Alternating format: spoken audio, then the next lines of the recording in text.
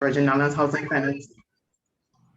Finance Authority. I also have with me today, this afternoon, Ms. Tanya Industrious. She's a Homeownership Coordinator too. June is Housing Month. Thank you for attending our online webinar on financial fitness. This is the third webinar of 4 webinar series. In this series, I will go over some key tips on financial fitness.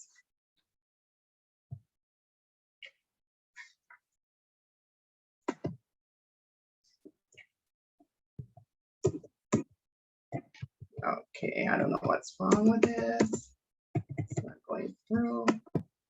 Give me one moment. Okay.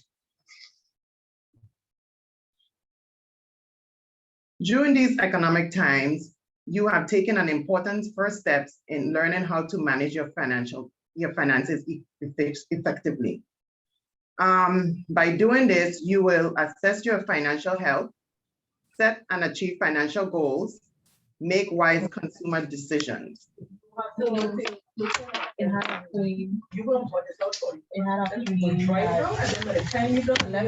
also prioritize your expenses. Make a list of all your expenses, such as your housing expense, which are your housing, rent, mortgage, utilities, water, power, food, which are groceries, insurance, which is for your car, your home, childcare, home care, transportation, bus. Know who and how much you owe. Identify the must-pay expenses, such as your rent and your mortgage. Pay for shelter. Paying for shelter should be your first priority. You also have periodic expenses, such as birthday gifts, car repairs, car registration, traveling, and also wedding gifts. Other debts are your student loans, your credit card payments, auto loans, personal loans, such as your Visa, MasterCard, American Express, Discover, and Store cards. After identifying your must-pay expenses, focus on bills that can impact your credit. Financial imbalance. Assets exceed your liabilities are called surpluses. Liabilities exceed your assets are called deficit. This is what you have to do. We all know stretching your financial means to the limit and beyond put stress on your family, yourself, and emotionally needs. We now reach to our first chat box question. Do you currently track your expenses? You can put in the chat box, yes, no, sometimes.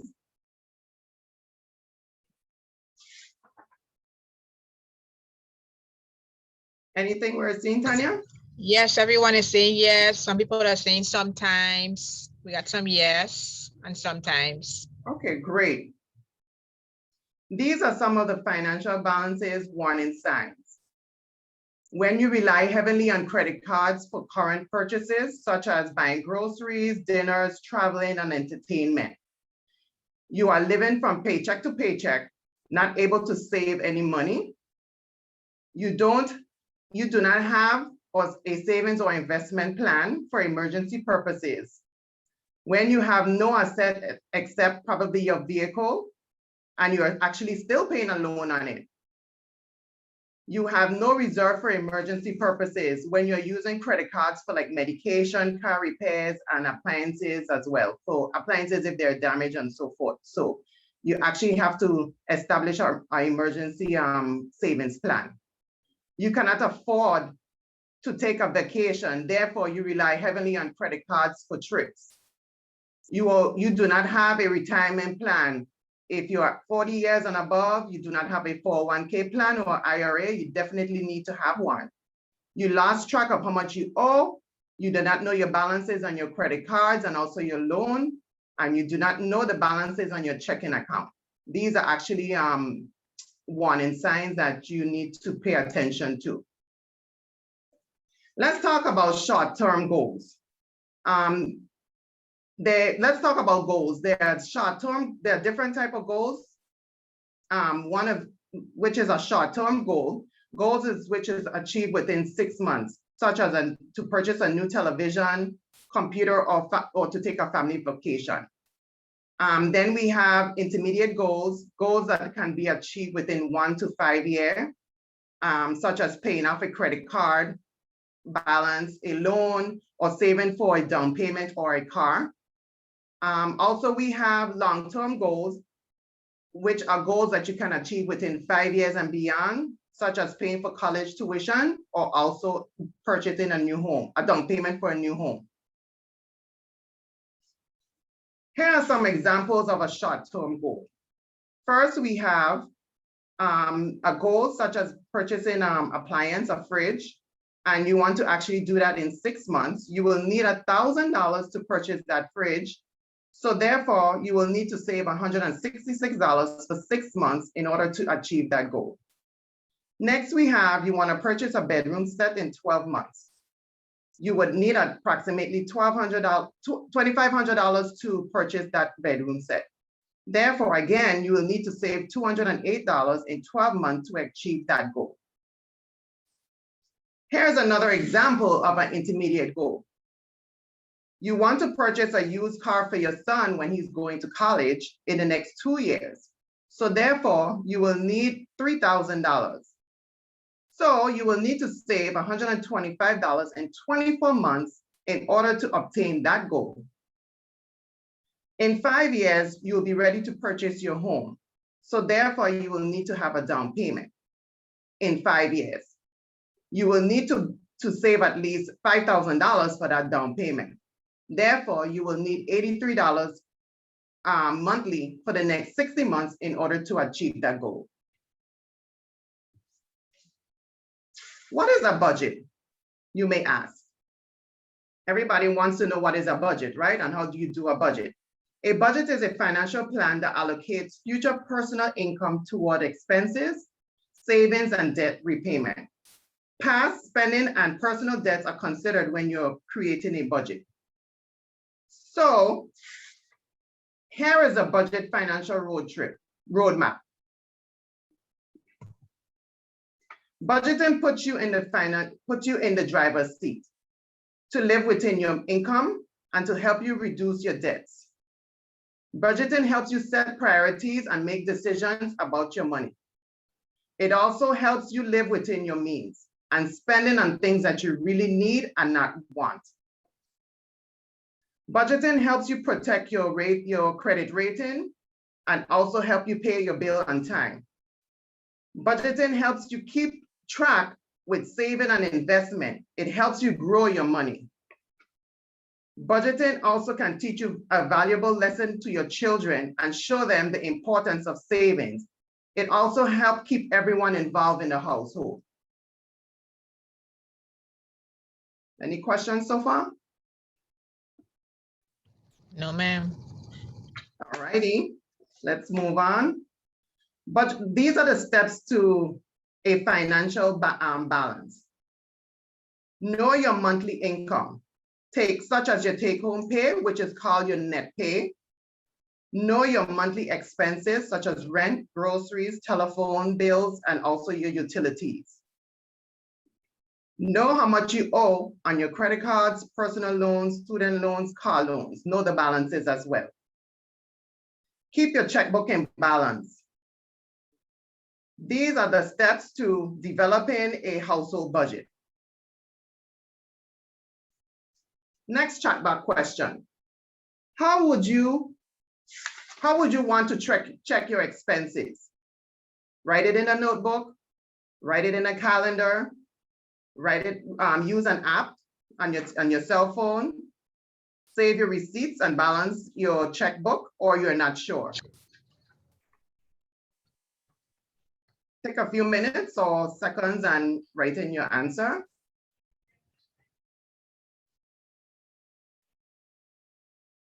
Someone said Excel spreadsheet. Someone said I like to use my calendar. Spreadsheet, calendar. So between the two, that's what most of them look at it do. Some people like to, use the envelope method where they put everything, all the receipts into an envelope, and then at the end of the month, they track it in their spreadsheet and so forth. So that's another way of doing it. Yes, all of these are ways to track your expenses. You can also use Microsoft Excel. Change the items to fit your family expenses. Okay, other apps you can use on your phone are Clarity Money, Mint, Pocket Guard, and some of these apps can also be linked to your bank account. So just know that when you're using these apps, you have to be very careful and make sure you put in the right amount. If it is down to the dollar or down to the penny, you want to make sure that you have the balances, so the balances can be correct. Alrighty, shown here is an example of a budget. Again, you can fix your budget to your own personal needs. On the left side, you will see the income, all my monthly income my wages that I take home, which is the take home net amount that you put here, which I have $1,000. Also, I receive child support of $300. So that's on the left side. On the right side, I will have all my expenses, such as my rent. I pay $500. I also have my loan payment of $50, my daycare for my kid for $250 monthly. I also have my savings, which I always pay myself first, which is $25. My telephone, which is $25 a month. Food, groceries, which is $250. I know I eat out. I have a lot of groceries. I love to eat. Transportation, which is $50. You do at least $25 each pay period for gas. Also, I have personal expenses, which is $50. So therefore, my total expenses come up to $1,200 monthly. So when I deduct my expenses from my income, I have a surplus of $100. So what do I do with my surplus of $100? I can either pay down on a credit card debt, or I can put it into savings. So it depends on, if I want to pay down a debt this month, or if I want to go ahead and save it that particular month. Then you actually go and compare it from month to month. So this is actually a sample of a budget. Again, you can change the categories to fit your family expenses. Ways of trimming expenses. Eat at home. Prepare meals at home can save tons of money. Take lunch to work. Try new recipes on the weekend.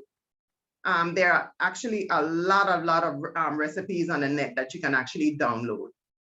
Shop in retail stores such as thrift shops, Goodwill. You can actually find incredible deals. You can actually also sell unused items on eBay and Craigslist. Those are actually ways of trimming expenses. Trade services with friends. You are a baker, your friend is a tax preparer. You have to actually trade services. Find fun activities for free, such as we had jazz in the park. We can actually find fun activities for the kids. Home Depot usually used to have it prior to COVID. I don't know if they have it anymore, but those are actually activities that you can do, or actually find inexpensive entertainment options online. You can go online and find free entertainment options. Use a list to go shopping. This is very, very important. You can actually cut your expenses in half if you actually stick to a grocery list. Make cost comparison is fun between brands and stores, so you can actually compare prices. Get 3 quotes when you're purchasing large, look for bargains, and also agree on allowances for each family member. Include mad money for adults and allowances for your children. That is very, very important. Here are some money management tips. Create your budget spending limits. Plan according to your income. Plan ahead for 6 months, which means do not give up. Okay, the key is to don't give up. Include spending for everyone in the household, as I said before, including your children. Set money aside for car maintenance and also medication, doctor visits, medical expenses. And this should have actually been on the first of the list, which is pay yourself first, which is 10% of your take-home pay. Get consensus from the entire family member. Get everyone involved in knowing the goals and sticking to it. I actually have clients who have been budgeting for quite some time, for like more than 2 years, and they actually enjoy doing it, and they actually pay down bills in keeping a budget. Any questions? No, ma'am. I have a question, but Sure. I have a comment, and this goes to the point that you made about like bringing lunch to work. Mm-hmm. So I've been on this challenge to not buy food, because I realize I've been spending like nearly $40 a day buying food. Oh, And yes. that can't happen no more. So I challenge myself, because when you're growing up, my mother always used to say, because we would want like McDonald's, she's like, no, I get food at the house. So I'm Yeah. like, when you older, it's like, if I want to buy food, I could buy food. But I'm like, let me try that. And Definitely. sure thing, there is food at the house. I just been too lazy to cook.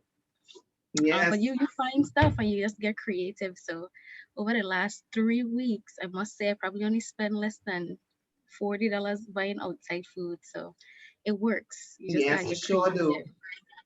So, Yes, and also meal planning, meal prepping. You're actually meal prepping over the weekend to buy all your groceries on a Sunday. You look up recipes and so forth, and you actually save tons of money doing that meal prepping. and it can be fun too. So It can be fun, yes, I wanted to definitely. mention that. Thank you for that. I appreciate that. Anybody else have anything else to say? All righty. Making money management easier. Decide who pays bill, so they are actually paid on time. Know when your bills are due. You need to know exactly when the due dates are on your statement. Open a checking account. Check for low ATM fees when you're actually looking into your checking account, and easily access accounts. Open a saving account. As I said, you need to save at least 10% of your net income in your savings. Check your interest rate. When choosing an account, research each bank or credit union for the interest rate and fees before selecting an account. Stick to the plan. By budgeting for at least a year, don't give up. It's actually doable. Okay? Control day-to-day spending. How can I control my day-to-day spending? Carry a written reminder of your goals, so you can remind yourself what your goals are. Actually, I usually do this. I prepare a vision board, and it actually worked for me. I keep it in front of myself, and I say, okay, this is what I want to achieve. So it keeps me abreast or knowing exactly what my goals are. So a vision board are very, very good. Carry as little cash as possible. The less you have on hand, the less you spend. Use direct deposit. With your paycheck, most employers have services available for the employees to do direct deposit. This one is what we used to do before, but we actually don't do it anymore. Put items on layaway. My grandmother actually used to do this, and my mom used to do this often. So reintroduce ourselves to this method, paying down on large purchases. Remember, you can actually put stuff on layaway, Kmart, different places. You can, and furniture stores, you can lay away for upcoming events, Christmas, holidays, gifts and so forth. Buy only what you need. Distinguish between want, such as buying a pair of shoes, or need in purchasing medication. So yes, that is very important. Distinguish between want and need. Try to pay with cash, a check or a debit card. Tips for savers. Pay yourself first. I will continue to stress on this. You have to pay yourself first. You have to treat your savings as a debt. Okay, 10%, at least 10% of your earnings. Open a savings account without an ATM card will definitely help you save. Save change at the end of the day. sometimes I save it in a piggy bank and then transfer it to a savings account at the end of the month. So you can actually put it in a bottle, a steel bottle that you can go into, and then you probably crack it at the end of the month and go ahead and save that.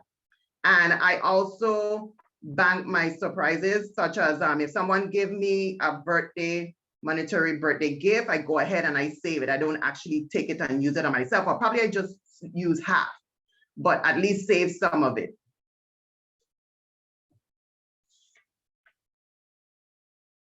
Alrighty, ways to remain financially fit. Understand your assets, such as your car, your cash, your house, your car, those are your assets, and your liabilities, such as what you owe. Assess your goal, which means to measure your desire, what you want, and also what you want. Check your credit report regularly from the 3 reporting agencies, such as TransUnion, Equifax, and Experian. And you can also check your credit report monthly on annualcreditreport.com, www.annualcreditreport.com. Now, because of COVID, you are allowed to get a monthly credit report for free. Okay, so bear in mind. Again, you can get that information on www.annualcreditreport.com.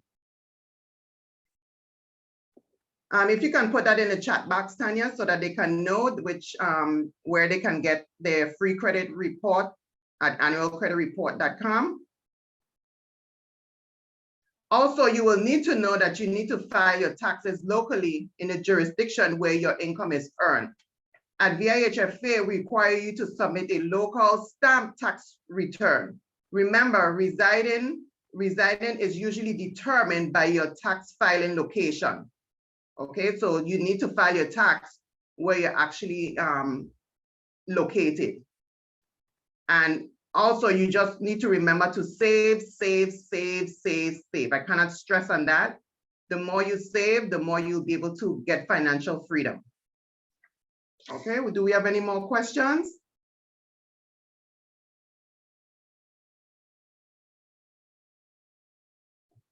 Any questions out there? Or comments? Anybody want to say something else?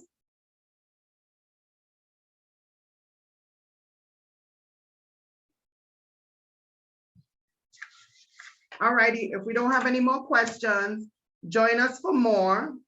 Next week will be, on June 21st, will be Keys to Homeownership. On June 21st, which is Monday at 12 o'clock. And then please join us for our virtual job fair on June 22nd in St. Croix. It will be at the St. Croix Education Complex from 10 a.m. to 2 p.m. And also on St. Thomas, it will be on June 24th at the Tutu Park Mall from 10 a.m. to 2 p.m. And our next home buyers education class will be in September. I think it's the first week in September, September 8th. So if you haven't yet applied and submit your application, please do so that you can be registered for the next upcoming home buyers education class. Thank you all. Do we have any more questions before we end our my webinar this afternoon? Any more questions? I don't see any in the chat box. All righty, thank you all, everyone, for tuning in this afternoon, and have a wonderful day.